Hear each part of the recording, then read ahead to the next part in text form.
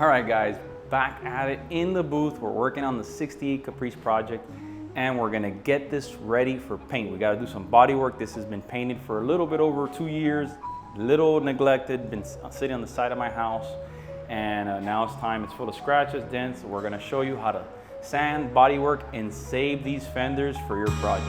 So stay tuned on this episode.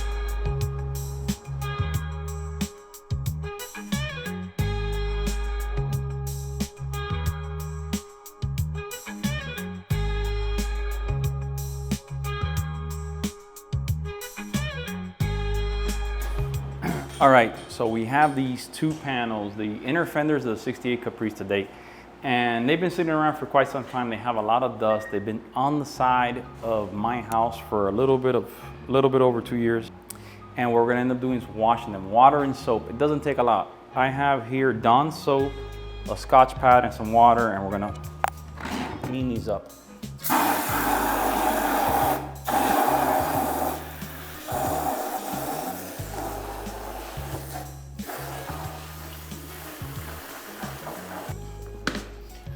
So this is an old Scotch pad, doesn't have to be new, but what I'm trying to do is just break up all the loose dust that's embedded onto the panels. So my biggest thing is just to kind of get into all these spots. Another thing you can do is get Comet or Ajax. I've done that before. It's gonna scratch the paint, just like this is gonna scratch the paint, but it doesn't really matter. We're gonna end up repainting this completely, so it's doing us the favor. But right now I'm trying to do is get all that dust and crud from sitting on the side of the building under a carport, but it's been to the elements, you know? So last thing you wanna do is not have this completely cleaned, and then when you paint, you're gonna be painting over dust or dirt of some sort that you missed in a corner, and then you're gonna have issues with the paint adhering to that spot.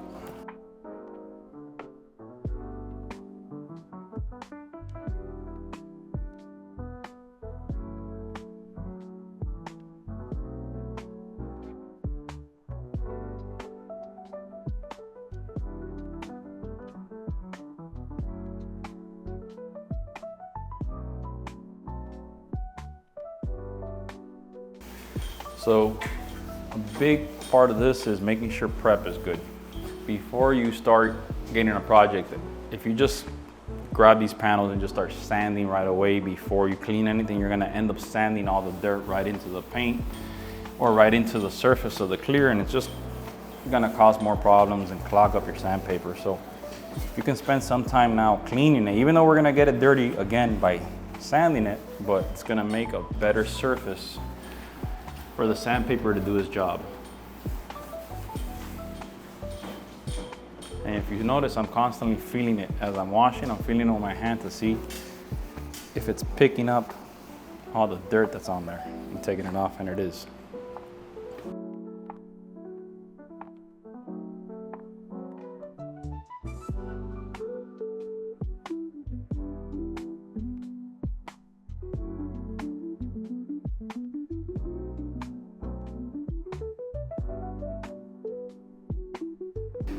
All right, so what I'm gonna end up doing now is just drying this, just to kind of get over most of the moisture. And then I'm gonna end up with the blower just to blow some air off of it. Blow some air onto these panels just to get any water that's on the panel, but it's drying up pretty good. The damages aren't too bad. There's a couple of things. I don't think we're gonna have to put body fit or anything.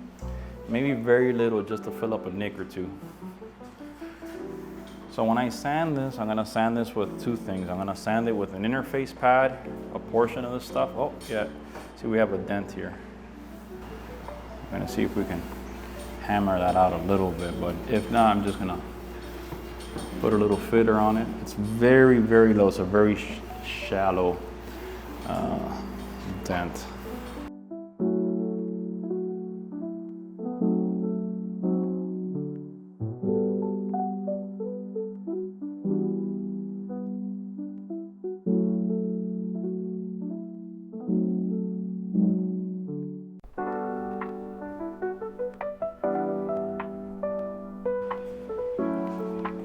All right, so earlier in the video, you saw me talk about soap and Scotch pad. So I want you guys to understand, I did not use this Scotch pad to sand or prep the surface. I really just used this to just take off that layer of dust that was just really cruded onto the surface, because now I'm gonna sand it. And the last thing I wanna do is fight the dust that's already embedded on it and using it with the sandpaper. So the biggest thing is using the Scotch pad just to take off that layer of dust. And then from there we sand, and we'll come back with a fresh Scotch pad to go over some spots that we can't get into, like some of these low spots here. So you have a lot of crevices in here, all this that the rippled, it's the way the steel stamped from factory. It's a little hard to get into this, so it's easier with a Scotch pad to get into it. And then from there we might use, sometimes if you're still struggling with a little bit of sanding, we'll use Ajax or Comet. That's another thing I use quite often, and that really helps with the sanding process to make sure we get everything with a mechanical adhesion. There's two types of adhesion, mechanical and chemical. For this one, we're gonna do a mechanical adhesion because this has already been cured for quite some time, so we wanna make sure we have enough scratches for the new paint to mechanically adhere to this surface. We're back at this, and we've got a DA here. We have a 6-inch hook and loop DA with an interface pad. For the guys that don't know, this is an interface pad. It kind of helps with the cushion not burn through. Burn through is burning through the pink. In this case, I don't care if I burn through because I'm going to end up spraying this with the white sealer or white base coat all over again, because this color needs a white foundation for it to really pop. But for everybody else out there that's not familiar, this is what an interface pad does. It helps. It's usually when you use this when you're on the finishing stages and you want to be careful and you don't want to burn through any high spots on your panel, because there's only so much this is going to give. You know, this is a little bit more of a firmer rubber versus this is a nice cushion foam. So I know we have a lot of people that watch, the people that watch our channel and watch our content. Some of you guys are seasoned painters, and we have a lot of people that are getting into this hobby or profession or whatever you want to call it, but they want to learn more, and I want to make sure I give you guys enough detail on this. So here we have 320. I could do this with a 600, but I'm going to go with 320 just because I have a little bit more control on this, and I want to kind of go through this project quickly. Take into consideration, if you guys were just sanding this clear coat because it didn't have any damages, and you didn't want to burn through the clear coat, and when I mean by burn, I mean cut through the clear coat, then don't use 320. Use like a 600 grit sandpaper or 500 grit. I'm gonna bring down my speed a little bit.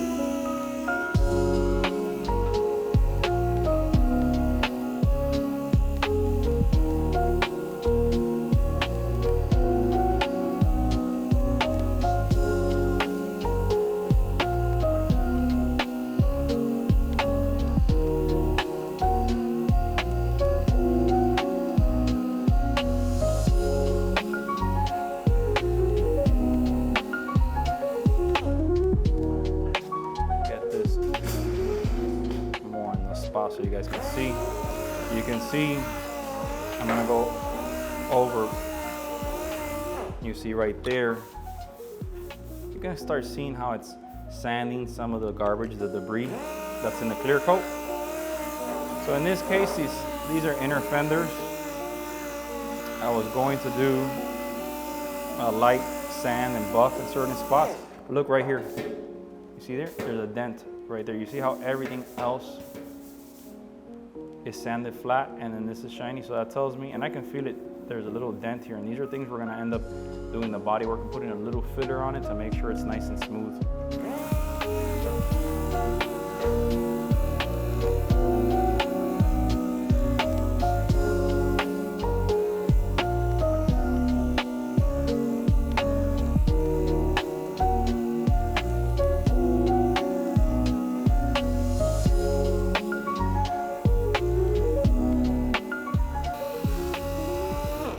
So here, I have a little bit of a deeper scratch.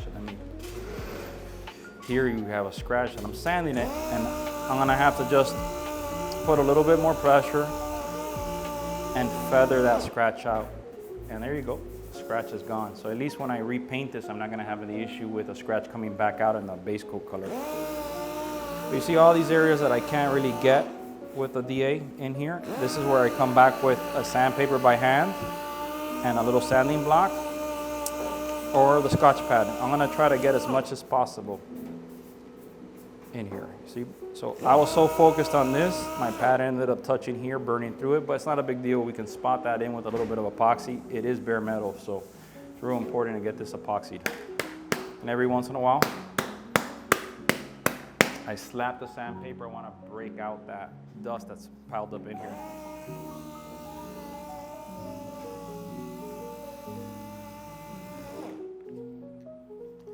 I think that's enough.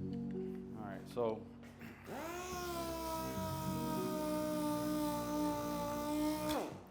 one thing to pay attention is, depending how you're placing, this is not a flat object. This is not a flat object.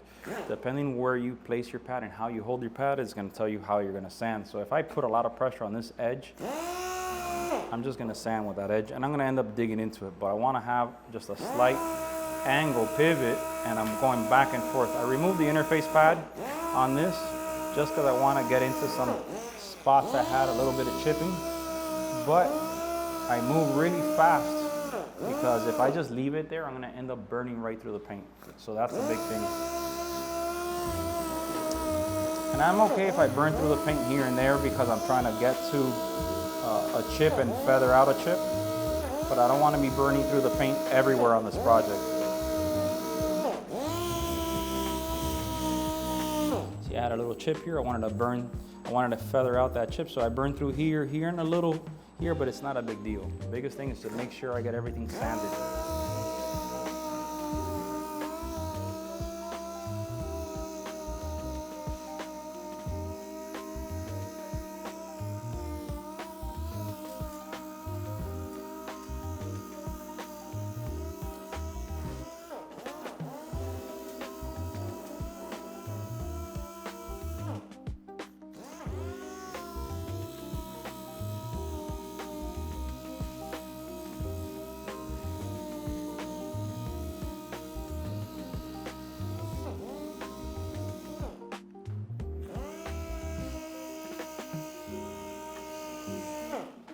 All right, so you can see on this fender, we've already sanded quite a bit. We're doing all the easy stuff first. We're doing all the bigger surfaces. So here I have a 6-inch DA pad, and I have all these little spots I have to get into.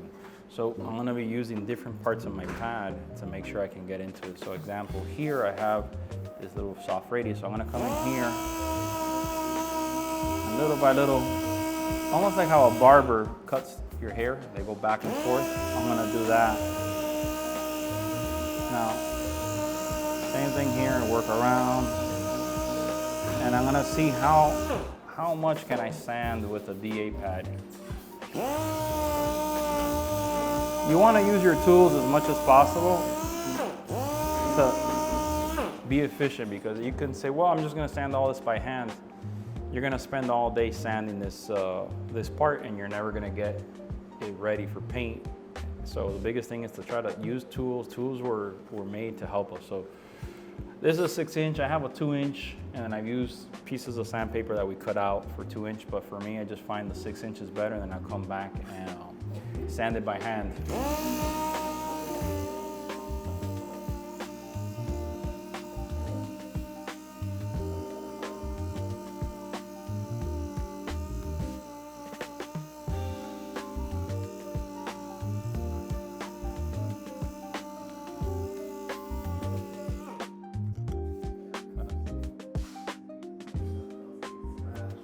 Another thing is different angles. So I came here, now I'm gonna come from this angle.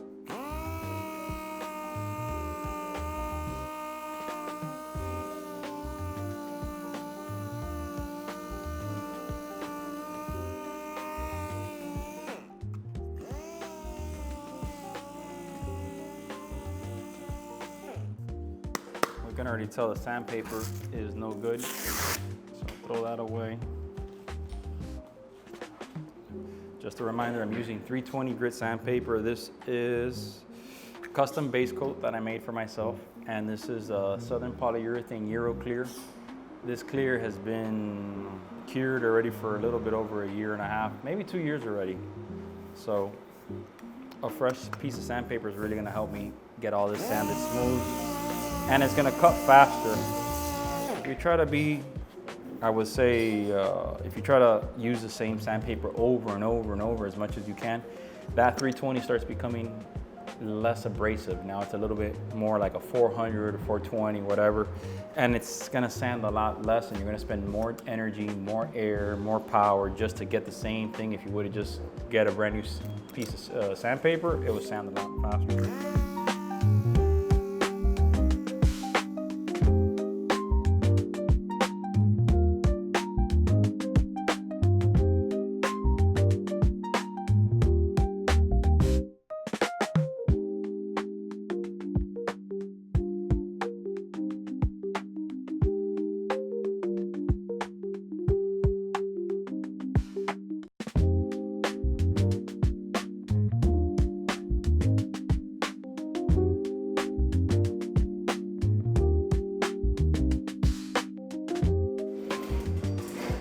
So it's all about control. If you guys can see, I'm sanding with a 320, and I'm pretty much going everywhere, and you can see burn through very little, and I'm going over edges.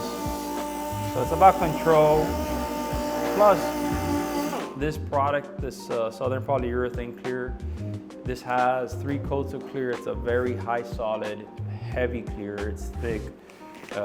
It's hard to believe if you look at this picture.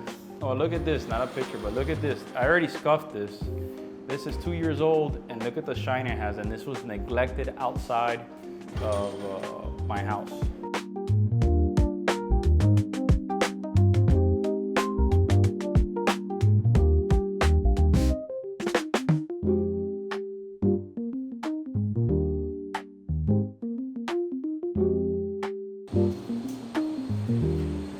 All right, so we've sanded quite a bit of this project. You know, I could have recorded and documented the whole sanding process, but it gets a little boring.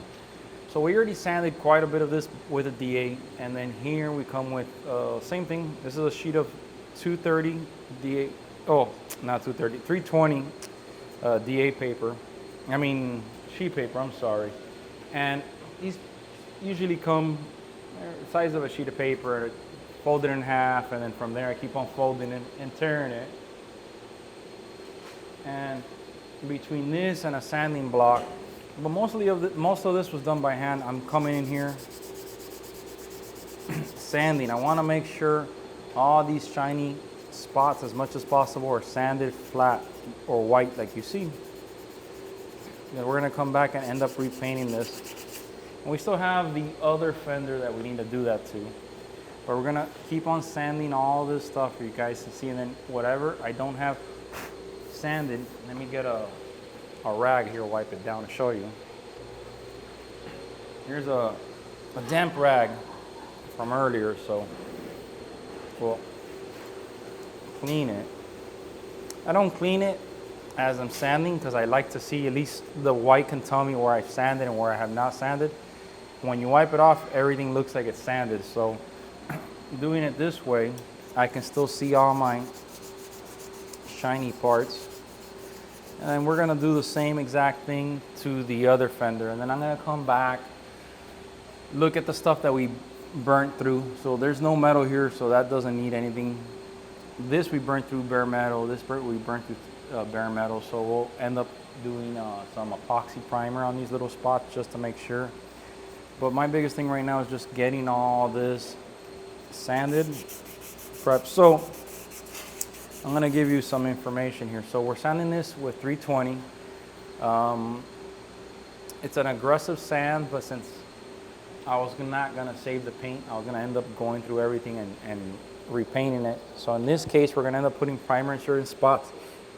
We're gonna put primer on where we're gonna do the body work, and then most probably put a white sealer on everything, and then once the white sealer it's cured, maybe 20-30 minutes after, I'll come back and go over everything with a 600 grit sandpaper or a Scotch pad. Most probably we're gonna go over everything with a 600 just lightly, just to kind of make sure everything's nice and flat, any texture, debris.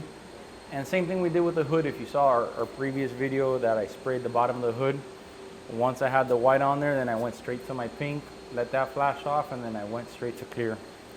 So a couple extra steps, but it's worth it, especially when you want something to look as nice as this. It's hard to believe that this has been painted for such a long time and it's been neglected. It's still very shiny, but it is one of the reasons why I like to use Southern Polyurethane, the Euroclear.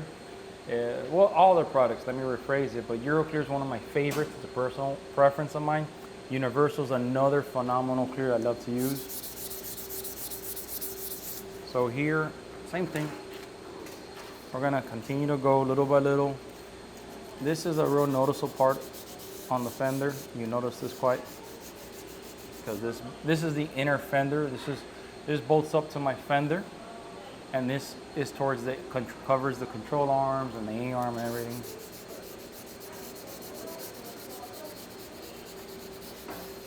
So with the sealer will fill up the 320.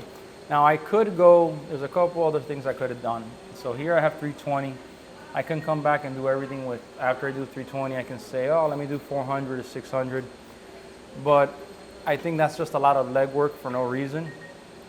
Because anyways, I'm gonna spray sealer. The sealer's gonna fill up that 320 grit scratch. So trying to sand it with finer sandpaper is gonna be technically a waste of time. It's not really efficient. It's a lot easier to just do this, what I'm doing, spray sealer and go right into paint. All right, so we already sanded one fender and we're gonna work on this other one. Same thing like before, the majority of the surface is pretty smooth, but look at all the scratches there, dents, imperfections. This one's not, that one has a dent. This one really does not. So I'm gonna end up going same thing like I did earlier. 320, this is already a little worn out, this 320. I'm gonna use it. I'm gonna save this one for a little bit and start the process of sanding this fender down. Oh, you know what? This has a big dent right here. Let's see here. Those scratches are pretty deep. And look, there's a dent right there. So looks when this fender fell, or wherever it was, see that? How this is all white, and then this is still,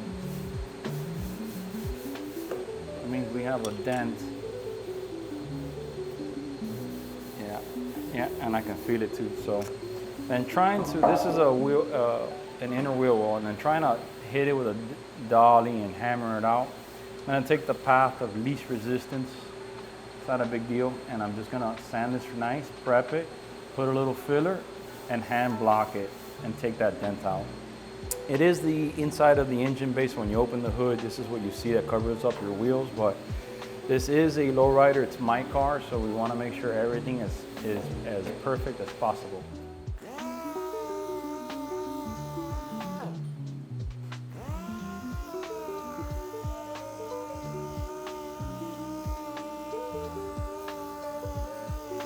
So a lot of the stuff that when we do these, I also encourage you guys down below, make comments, ask a question. You know, the biggest thing is this has another dent. I can see it right here.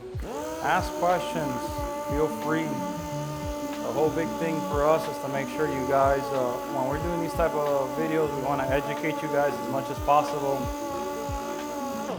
and make sure you guys understand what we're trying to do. So in this case, I'm just documenting what I do to my own personal cars. This is already kind of worn out. It's not really sanding like I wanted to. I'm documenting what I do on my own personal cars and just talking through the process. So my biggest thing is to make sure you guys see what's going down. So a lot of the stuff that I do,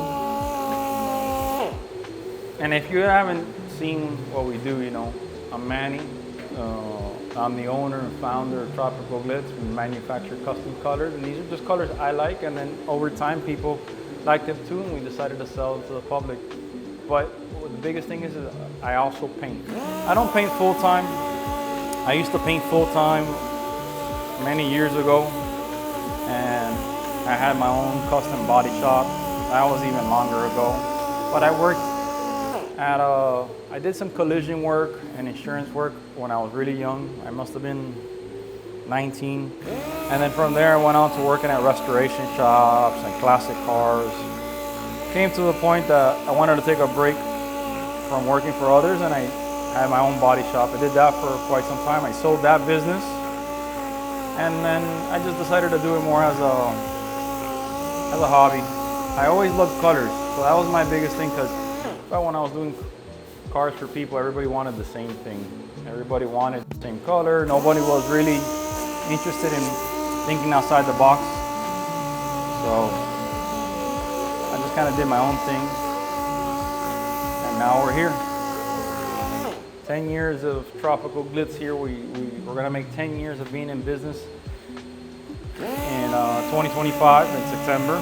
So it's hard to believe it's been 10 years since I started this for my son. And it's gotten a lot bigger than what I expected. So if you notice, I'm going in a lot of different directions at the same time. My biggest thing is I don't want to burn through the clear, but I want to still get a nice mechanical scratch into the surface.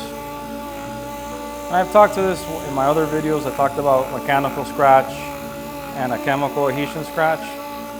And wow, that's another dent. And this thing is more dented than I expected. So mechanical scratch is something where there's enough of a groove for when you spray the paint fills these little grooves and adheres to it. And chemical means that you have enough of a slow reducer to actually soften up the previous base underneath and make it adhere to it chemically, so making two coats bond into one. And that's done by that's like what used to happen with lacquer paint.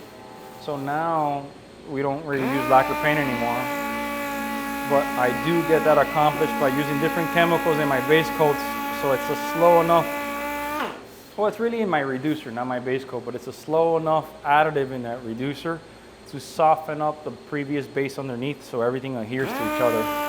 So for your paint to peel, that's one thing that people are like, oh man, I love your colors. I can tape right over your base coats and do this and do that. I don't get peeling. And that's because using our reducer on our paint is designed for that. So I've had people in the past, one or two people, that they've had peeling on candies. Candies are a little different depending where you're at. That particular customer was spraying an RTS candy, not regular candies. And he was using the RTS that's ready to spray. And he was in a not ideal temperature, and all that stuff is made with medium reducer. Zero VOC medium reducer. We do that for the airbrush guys. A lot of guys do RCs and all that, so it's a different reducer that we use in that to bring down the VOCs, so when people are using this to paint in their house or whatever, they don't have the really abrasive smell of a regular reducer that we use and every day and what we sell in our gallon cans. So the RTSs have a different reducer than our everyday thing, but it's designed, same reducer, it's just the smell. And since everybody usually uses RTSs for spray out, same colors, but since they're using it for spray outs on smaller items, objects, that's why we kind of did that. I'm a model car guy, so I remember what it was to like struggle to get paint and all that in small quantities for my personal projects for model cars when I was a kid. So I try to make everything that we make for the big cars, for the 1-to-1 guys, the 1-to-1 scales, available in smaller quantities in 4-ounce ready to spray and 2 ounce ready to spray, because I want to make sure we cater to the people. That's the reason I started doing cars, is because I started with model cars. I think a lot of people ask me that all the time. Let me move this move this for you so you guys can see. No. Continue. And I'm just using the DA to do the majority of my work, and then I'll come back, and the more tedious stuff, I do it by hand. But I want to be as efficient as possible. I just want to walk a little bit.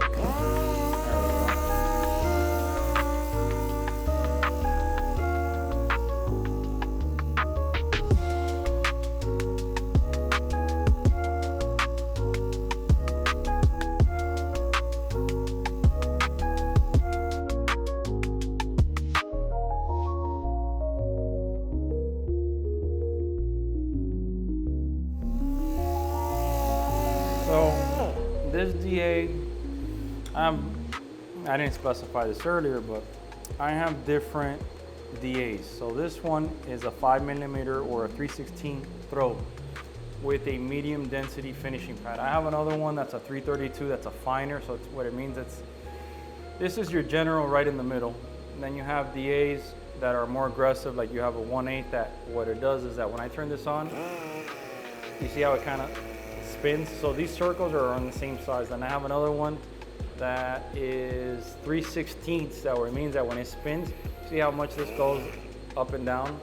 The 3/16 is even tighter, so, and the pad's even softer, and the 1/8 is more of an aggressive throw. 1/8 I use for body work, for roughing in. This I use for general purpose with a general purpose pad, and then I have my other one that's more of a finer pad, a softer pad, and a tighter sanding swirl, and I use that for more of my detailed work or for feathering. Since right now I'm just kind of, and I'm picky like that, since a lot of my background was body work. I would, remember, if you see the stuff I have for tools, and I use it all. I have a big, I think I forgot how big it is. This is 6-inch. I think I have like a 14-inch mug hog. I have air files. Some are piston driven, some are gear driven. And I used to do quite a bit of body work, restoring cars and stuff. And I'm a body guy. I love body work. And I love painting too. But there's a science to all that. You don't need all that. I have it because I'm very meticulous for stuff, so I'd rather have a little bit of everything. Let me do this sitting down. Turn this your way. I'd rather have these things because I kind of like to work efficiently. I like to work smart. So when I was painting people's cars, if I can buy a tool, and yeah, let's say, you know, I made $300 on this project that I painted for someone. This was back then. And I made $300 and I can buy me a sander, and the sander can maybe save me half an hour, and it cost me $220 or $200 or whatever it cost me. I would buy it, and the next time I did another customer's car, I was able to save me an hour. So I made more money for that job. So if I said, hey, I would charge them the same price I charged last time, but I was able to get it done in maybe 2 hours earlier or 3 hours earlier or whatever the case is. And the fact that I was getting it done faster, I made more money because time is money. So I was able to get more jobs out faster. And people started to notice that they were taking projects to me, and other people were sitting on their cars or whatever much longer. So as time progressed, I was pickier with who were my customers. So I would charge a little bit more, give them the car out in a faster period of time, and they were happy because they already got their cars and they were cruising while their buddy still had a car in paint prison, you know? So that's a trade-off. You know, good tools really help become a better painter or body man, but good tools don't help you if you're shitty to begin with. So if you're not good at what you do, and you're not willing to kind of like really go the extra mile for stuff, a tool's not gonna really help you out because you're not really using it like you should. Like, think about it like as a surgeon. A great surgeon with a knife in his hand can save your life with that knife. If you give that same knife to anybody else, they don't know what to do with it. To them, it's just a knife. Maybe they go and get that knife and cut a slice of cheese or something. I don't know. It's the same concept. Might be a bad analogy or a bad example, but it's the only one I can think of as I'm sanding.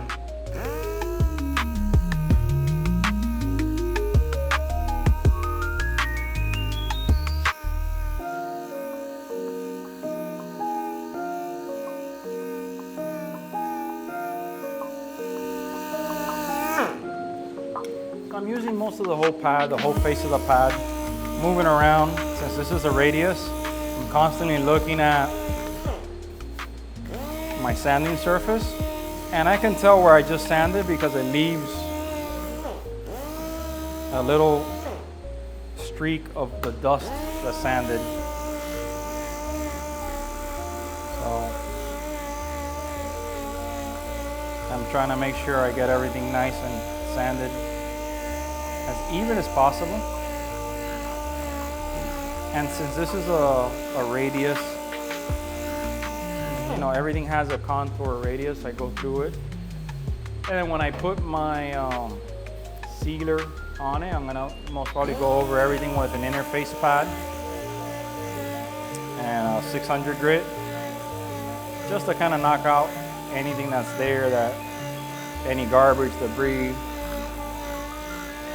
The good thing is that with the interface pad and the 600, it's just gonna be to kind of go over this stuff all around the main surfaces, and whatever that we don't sand with the sealer doesn't matter because we're gonna still have that chemical adhesion with the sealer, and the mechanical is gonna be everywhere else.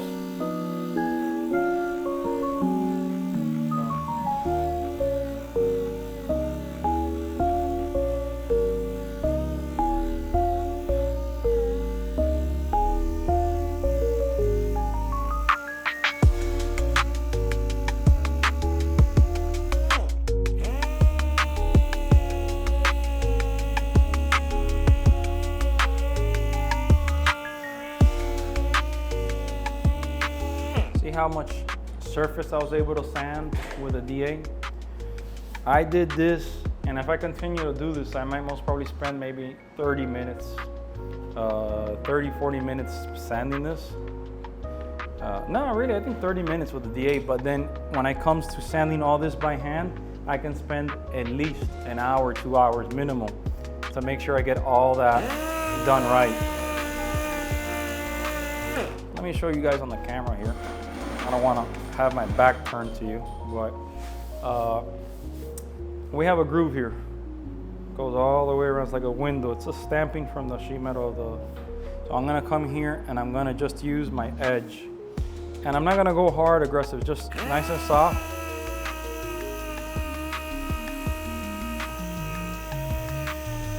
And I'll show you guys.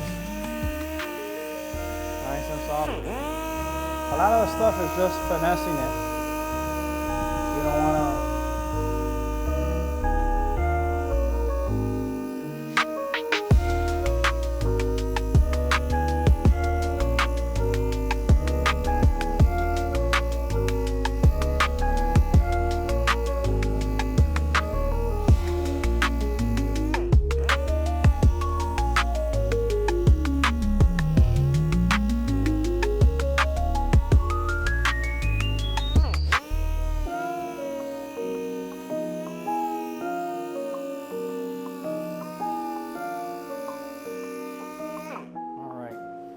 Clean that up to show you guys. I was able to sand all of this in here. Now that I wipe it, you don't see it as much, but I'm sure you guys noticed it before.